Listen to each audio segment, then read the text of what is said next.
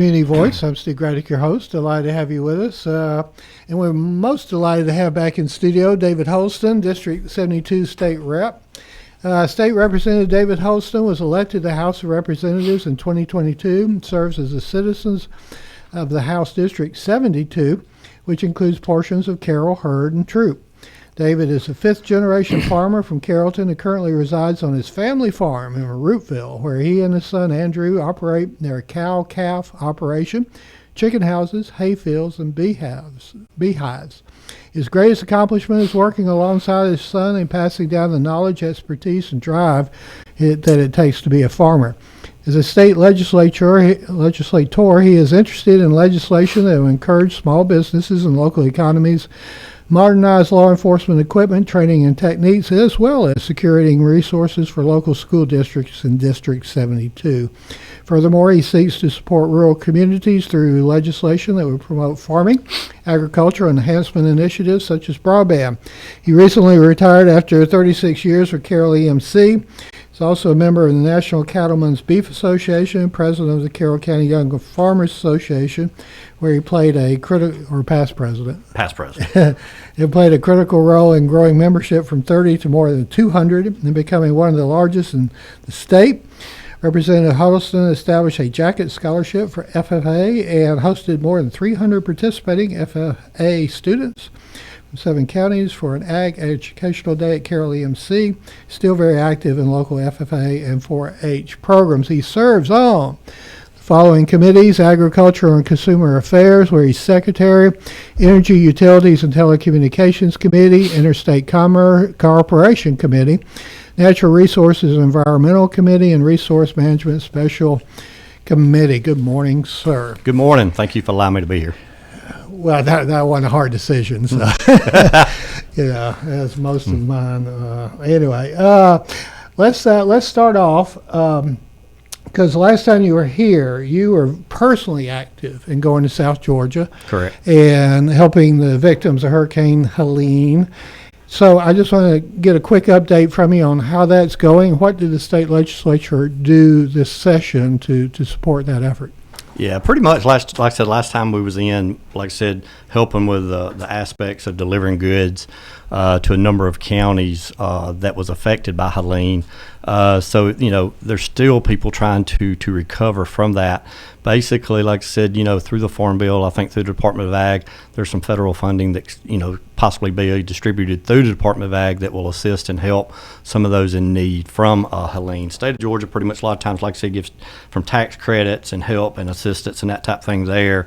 House Bill 223, Representative James Pritchett, he basically put together this to give some relief for those individuals.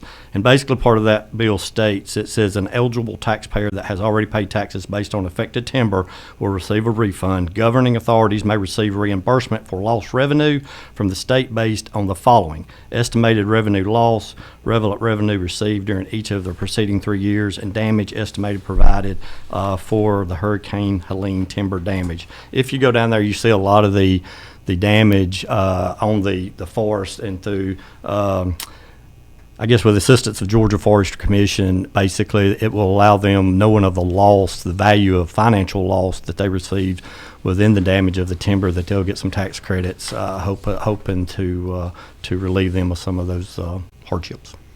How much longer do they have to recover? I mean, is it about another half a year? I mean, the work doesn't stop, and these kind of things take years to. Yeah, basically, I mean, it never stops. Basically, it's just like the pecans or the timber. I mean, it's a generational change. It'll never be the same. Wow.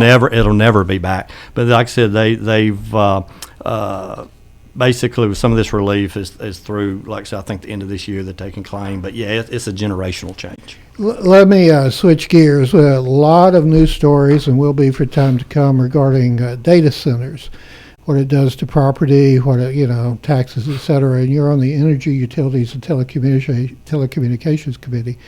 So what's your assessment, particularly as it relates to your district, of the growth of data centers? Well, I think within that, like I said, being on the EUT committee does play a part within that. But actually, the Speaker Burns put together a special resource management committee to basically look into the infrastructure of the state of Georgia, and that's basically utilities and water. Brad Thomas, Representative Brad Thomas, is one chair in that committee, and pretty much what he has done is broke it down to a subcommittee of water and a subcommittee of electrical utilities. Basically, within these data centers coming to Georgia, as we all know, that the last 11 years, Georgia has been ranked number one to do business in. So it's bringing a lot of these businesses there. It's driving these data centers. But the big thing there is these communities that they're looking to come into or wanting them to come to. It goes back to water. I think a lot of times electricity, number one, we got to make sure that we provide electricity able to, for the citizens other than the data centers. Are we able to do so?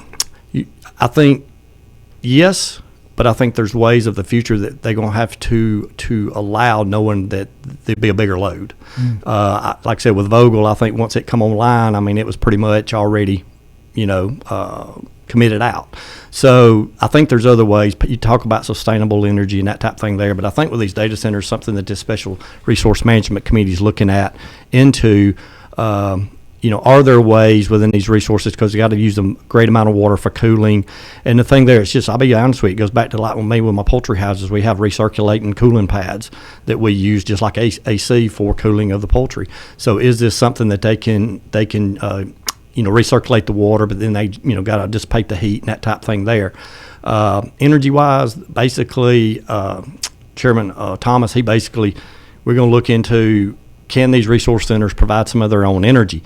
You get to thinking with it, and I'm not as very knowledgeable, but basically on submarines, they have their own nuclear small power. They call it SMRs. We talked about it last week. That's right. Small modular reactors. There you go. I want to get one. So basically, is this something that hopefully within this study committee, basically what they're doing is putting what I say is like when I was with the power company, putting together a 20-year work plan for the state of Georgia, looking at the infrastructure for power and water to determine, can these data centers be adequate to where they can provide some of their own power or, recirculate and reuse water. So I think it's just, there's a lot of unanswered questions that I think this special resource management committee, we're actually got another meeting coming up here in about 3 weeks. We're meeting about every 3 to 4 weeks for the rest of the year. And I think basically within that resource management committee is to bring back the facts, finding data to the legislator this coming year to educate them. And number one, it's like you said, it's to keep Georgia that number one place to do business, but we just got to balance it out and make sure that we don't deprive our communities of power and water. We did a story program last week on Roopville and the battery storage facility. You live in Roopville, represent them in the State House. What's your thoughts on that proposal? I have been basically keeping up, talked with a number of constituents related to that matter. I did watch the Community Voice the other day when you had a representative from RWE speaking. I know they've had 1 or 2 town halls. She had said the other day that they're going to continue to possibly have some town halls this coming year. I think the biggest thing there is to be transparent and to answer any questions, concerns to the community. Now, me being from the power company background, I do have the understanding of peak demand. Basically, when I was with Carroll EMC, basically a lot of our big businesses during the peak demand hours would swap over on generator to alleviate the load that Carroll EMC would have to go out and purchase excess power at a higher rate. Basically, she stated the same thing the other day. So basically, that the battery storage facility is similar to the same thing of EMC back in the day asking those businesses to go on generator. But the biggest concern there is like I said, the Roopville community. And I am, like I said, the representative of Roopville, District 72, and it's my job to represent the constituents of that community. Now, some of the concerns that was brought up is basically when they spoke the other day on the Community Voice was the fire, was the fumes or things like that, and I think she answered those questions there.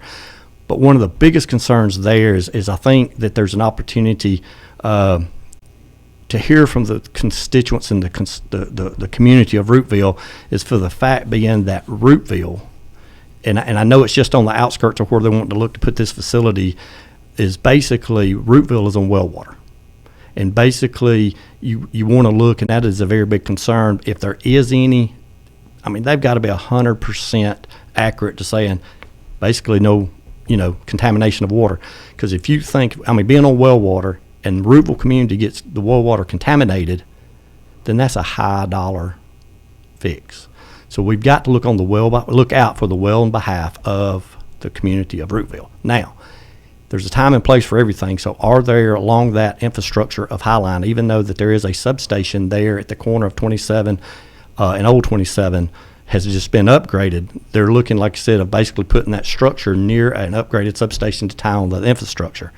I've done some research because, yes, that may be the adequate way of doing it, but are there other locations that facility to go in to where that wouldn't jeopardize community or what, because it may be of a need, and that may be something this resource committee looks at is ways of providing extra power. Now, I think the ultimate question at the end of the day, even though I'm a state representative, I've tried to answer questions. I work along with statewide agencies to get those answers for the community and for the people with those concerns.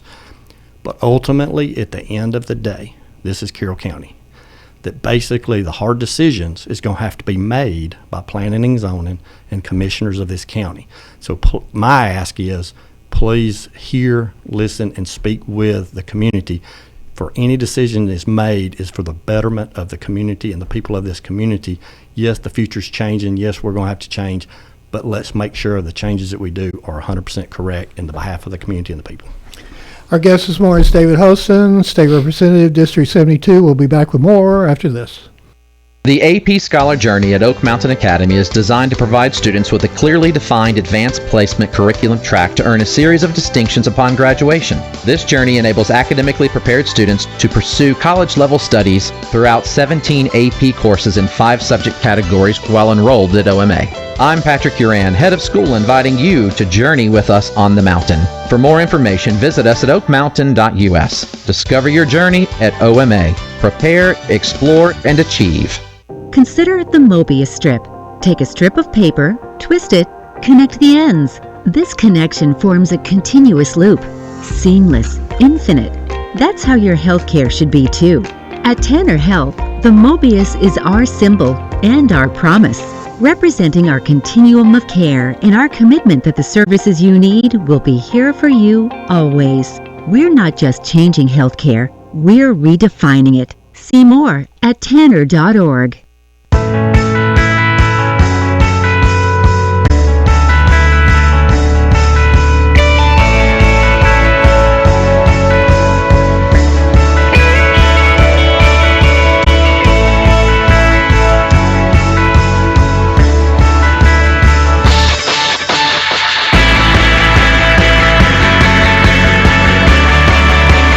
Good morning. Welcome back to the Community Voice. We've got David Huddleston, State Rep, District 72. We've I think had a real good start, so let's keep going. You had a couple of bills this past session that were very near and dear to your heart, and apparently you sponsored them, not only sponsored them, but authored them. And let's start off with SB 16. Yeah, SB 16, Senate bill that was sponsored by Matt Brass.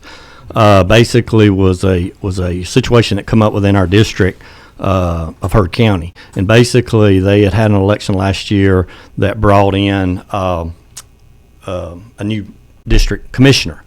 Basically, the chair and this district commissioner, I think District 1, went to Carl Vinson at UGA for their commissioner training, and basically as they were going through the training. There was a law on the books from back in, I think, 70s, early 80s, that basically stated that if you was affiliated with a bail bonds business, that you could not be as an elected official. If so, then it's a misdemeanor. So basically, Chairman Brass basically took it on and looked at it and amended the language basically to state that you can be an elected official as long as the bail bond business you're affiliated with is not in the county that you're being elected in. So basically, their bail bonds business was in Cayuga County. They serve in Heard County, so that way there's no conflict of interest. So basically, SB 16 amended and changed the language to allow that. And they said it was just basically an old law on the books. And a lot of times within that new, when you have a Senate Bill 16, sometimes it's not new laws, but it's just amending and bringing up to date old laws. You've been in 3 sessions now. That is correct. Do we have too many laws, and do we have to write new laws to That's what to clarify former laws? Well, that's what I'm saying. Basically, a lot of the legislation that comes across the desk is not new laws. It's basically even some of the ones I've worked on is existing laws, but it may be a 40-year-old law that basically you're changing and amending the language to bring it up to date because it may be things have changed or you see of changes that need to be made. Basically, within the SB 16, it was they had to call for a special election because basically this individual was not able to take the office of the commission. So basically, Chairman Brass brought it to the floor of the Senate. It passed. Brought it to the House. I carried it in the House. It passed, and it was signed into law February 25th by the governor. So basically, I call it the first Senate bill, first House bill out, and the first one signed in 2025 by the governor. Well, congratulations. So, I could talk about that for a while, but anyway, let's move on. Every time you've been here, I guess since the beginning, we've been talking about, I think, veterinarians for large animals. correct. And now you've successfully got through House Bill 172, correct? Basically, House Bill 172, I've been working on the last couple of years. I tell folks, like I said, this being my third year, I said that, I started it my first year. I said, first year you go in as a state legislator, you really don't know anything. Second year, you think you go in knowing something, but guess what? You still don't know a lot. Anything, yeah. Third year, I think you really get your feet up under you. You've got those relationships made, the process, protocol, and really can get in there because hopefully if you've done a great job, people knows who you are and willing to work with you and moving in the right direction. Is it intimidating when you first show up there? I think for someone that has not been up there on day-to-day or served on committees or just been interacted around the state legislator, then yes. Myself, 2 or 3 years prior to that, through EMC, through Chairman Randy Nix, got to participate in a number of ways. So as in I went in because I was representative-elect, so that year of prior going in, I spent a lot of time up there. So to me, myself, I would say no. 172 basically is a veterinary tuition assistance program for large animal food industry vets. What that is, it's an existing program that is oversaw by the Department of Ag that basically was a 1-year program and with a population of 30,000 less of citizens. What that means is that you could serve in some of those rural counties as a large animal food industry vet. And what it is, it's not free money, but basically what it is, I call it like a scholarship because as long as you work 20 hours per week to large animal food industry vets, then you have a portion of your loan you can say taken care of as in like a scholarship program. Basically, we've changed it to 50,000 or less, which is 118 counties. How I use that example, I use Carroll County. We have a number of vets in Carroll County, but we struggle with not having a large animal food industry vet. I hate to interrupt, Yeah. You're on a roll, but is the need that great? And are we talking about veterinarians that actually go out to the farms to deal with Correct. it? Okay. Basically, yes, very. We serve as our own large animal vets to other cattle producers. We have to work together because basically right now, if you needed a large animal vet, you'd have to basically go to Georgia, go to Auburn, that type of thing there. But what this does is what I was going to say is in Carroll County, you can serve as a veterinarian in Carroll County where they all have the training of small and large animal. I truly understand because I worked for a vet back when I was in high school that financially the money's to be made within the office working on the small animals. It's harder to go out and spend 2 hours on a farm that basically takes you away from the office. You got to travel and all that. Right. So basically what this does, we increased it to 118 counties within the state for this program. And basically it's from 1 year to 3 year that will hopefully, and I got a theory behind that, is basically if you're in Carroll County, you could possibly serve in Harrison or Hurd and basically be a part of this program.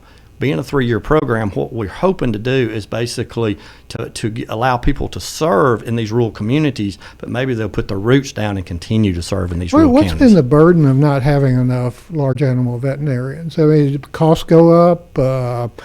Talking about to the producer? Yeah, to the producer. I mean, lost animals. Yes, I was going to say absolutely. That's your product. That's your product, and there's been times of need. I've been around it my whole life, been cattle farming my whole life, but there's at times I do need that veterinarian. Yeah. So 172 basically like I said, it's an existing program. We incentivized it, hoping to get more people to participate within large animal food industry vets. But basically, it brought awareness. 2 years ago, it was the only bill. I don't understand. I mean, you got ABAC. No, I'm not saying that you can't go to school and be trained as a large animal food industry vet. But it's serving in the communities as that large animal food industry vet, because like you said, you got to somehow, some way incentivize agriculture, hoping to bring them. why do they not? Because the money's in small animals inside the cities.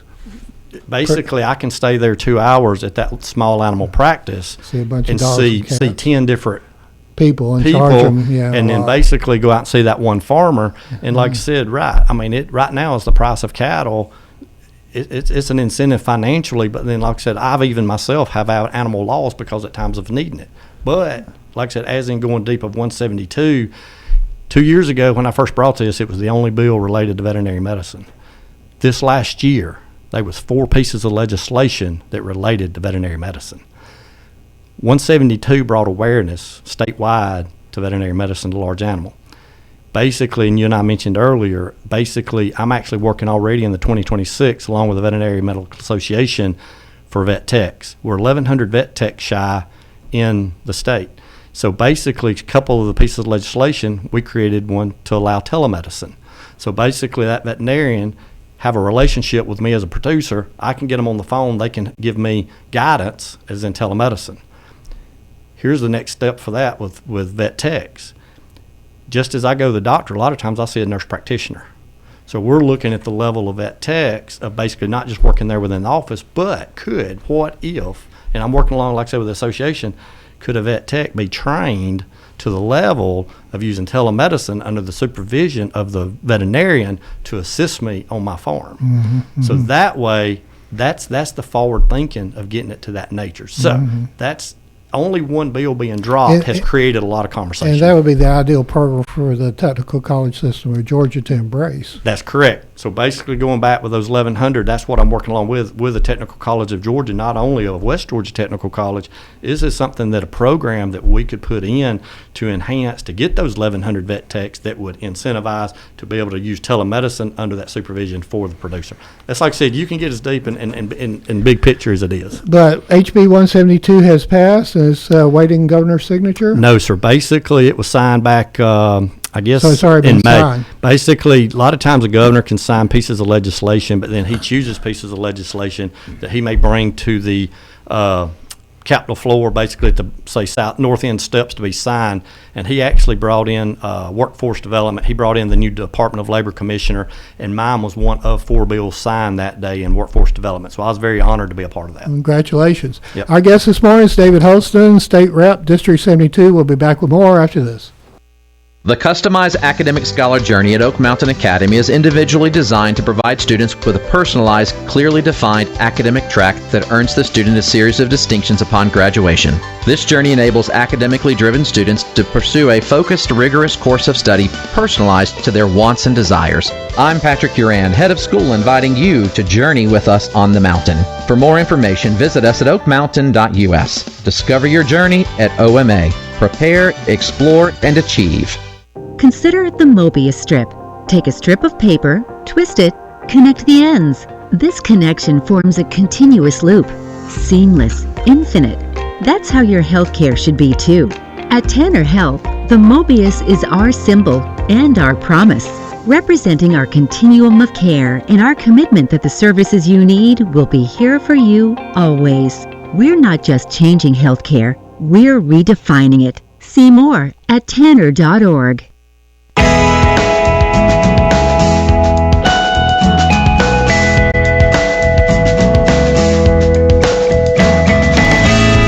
Good morning. Welcome back to the Community Voice. David Huddleston, District 72 State Reps in the office, in the studio.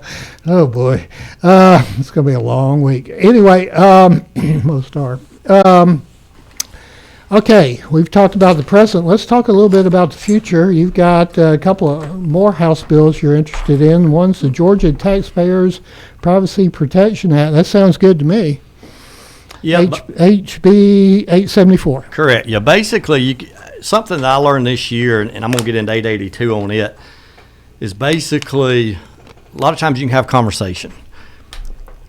and that conversation may not go anywhere. But I've come to figure at the legislative level, if you need conversation to be had, drop a bill, and there'll be somebody talking about it. Really? So it's a good thing.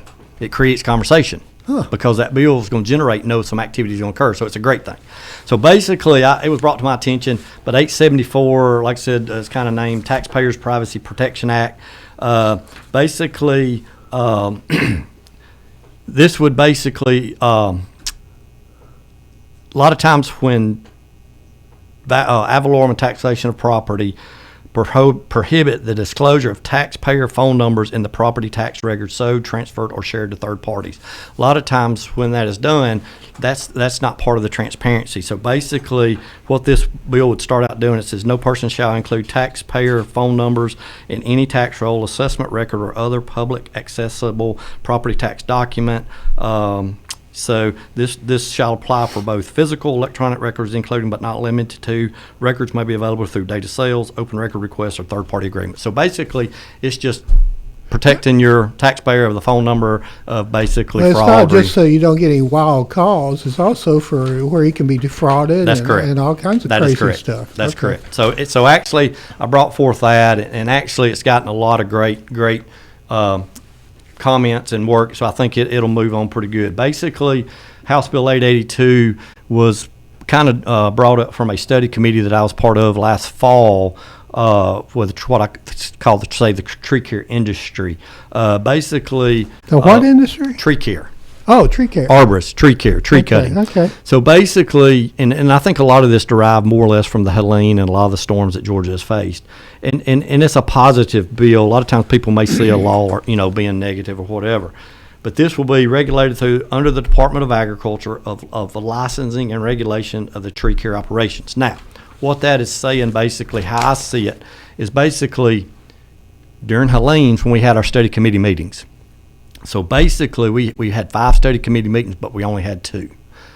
We didn't generate the conversation needed to find the factual data needed to possibly generate a piece of legislation. Now, by dropping 882, we'll create that conversation of people that we need to talk with, or I need to talk with, to do that factual finding data. Chairman Anderson, Victor Anderson, was the one of that study committee, so he's kind of charged me with, we dropped the bill, very simple language, but hopefully between now and this next legislative session, we'll generate a lot of those conversations. Now, basically, we just want two folds on it. We want to make sure within the tree care industry that within the regulation say part, basically that the employees, let's say, of these tree care industries are trained for the safety of their well-being, because they basically within our study committee, they say within the tree care industries there's one death a month. So basically, it's a very dangerous industry. You never know what a tree's going to do. You never know. Got a life of its own. Yep. On the second side of that would be possibly for the consumer itself. We want to make sure not only the safety and well-being of the employees, of their training and that type thing, but have liability, insurance, bonding, and coverage for the consumer of knowing that somebody shows up, they cut their tree, drop a tree on their house, that there is some kind of coverage. So basically, I think they have saw a need because there's a lot of folks out there that may be into it, but like I said, it's a twofold type thing. So with all these laws, primary question is how are you going to enforce it? Well, basically, it would go through, like I said, the Department of Ag. That it would be over time, but it's more or less, say, of education of the industry. And like I said, with a lot of these agencies and organizations, from the state level down, hopefully, like you said, I think that they would monitor the licensing of that. So. Okay, so that's the future. And also you've got, I think you mentioned earlier about you've got some sort of DC trip planned? Yeah, I've been working, like I said, we've got a great delegation for Carroll County, and I've worked not only with a local delegation, but also District 3 Congressman Brian Jack. Him getting to know me and me getting to know him, and just working within the district. But basically, I'm going to actually go plan a trip to D.C. to advocate for, number one, the statewide cattlemen association, the beef industry through NCBA, as you mentioned earlier. But I've been working on a bill for the last 2 or 3 years, and it was brought to my attention, but it's called the Military Spouse Federal Pension Act. And basically what this is I've shared it with him, need someone to help me champion it. I'm going to go up there and advocate for it. But what this is, in a quick note, if somebody within the military, active military, they've served 30 years around this world. Number one, we need to support and support our military. But those spouses that serve with those military members, a lot of times travel around the world with their spouse. The example that I was talking with was there was a teacher that I knew, and they actually lived here in Carrollton for a while. Basically, her husband retired after 30 years. She was a school teacher. About every 2 to 3 years, he may get transferred, but she would transfer with him. She could pretty much get a teaching job wherever it need be. At the end of her career, she was never vested in retirement, so basically has no teacher retirement.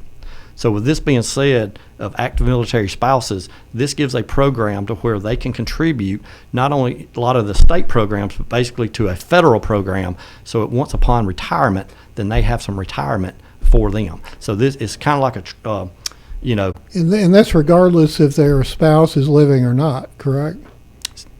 I mean, it's if the spouse is still alive, and that would probably be worked out. Those Okay. questions be asked because, like I said, if it's active military and let's say something happens, then I would foresee yes they could continue paying within that program. But what it does, if you serve in 7 different states in teaching of the bases Sure. around the country, this allows those investments to go to one location at the federal level that can be controlled to where it can be paid back. So there's a lot to be worked out.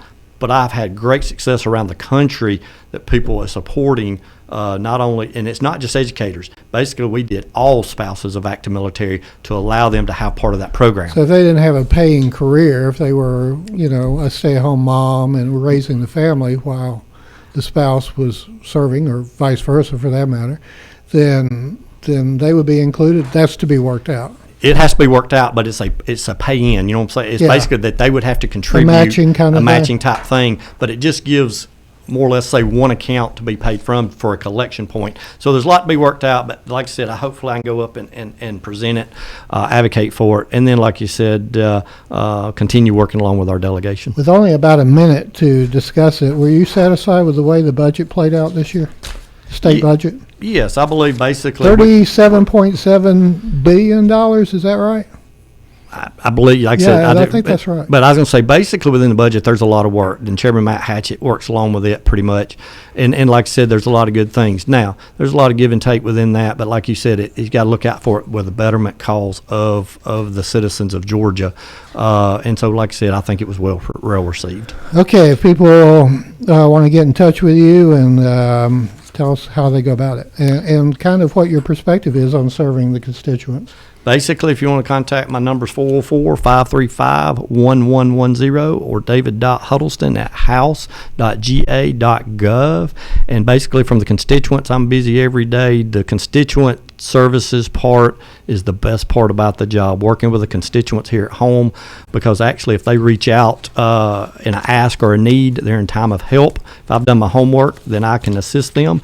But look, in the future, continuing forward to serving them from day to day. So please reach out to me if you need me. And you're also welcome to any speaking opportunities. I've got a number already on the calendar, so people has reached out. I'm already booking out already to September, not only locally, but actually speaking to one in at the food bank, to a youth camp here in a few weeks. So absolutely, I've loved sharing. Yeah, that's been your heart to Absolutely, support and mentor these young absolutely. farmers and young people and young leaders. All right. Well, thank you, State Representative David Huddleston, for coming in. I think we covered a lot. You were on point this morning. I'm grateful for that. And thank you to our sponsors. Go out and make it a great day. You're in tune to WLBB Carrollton.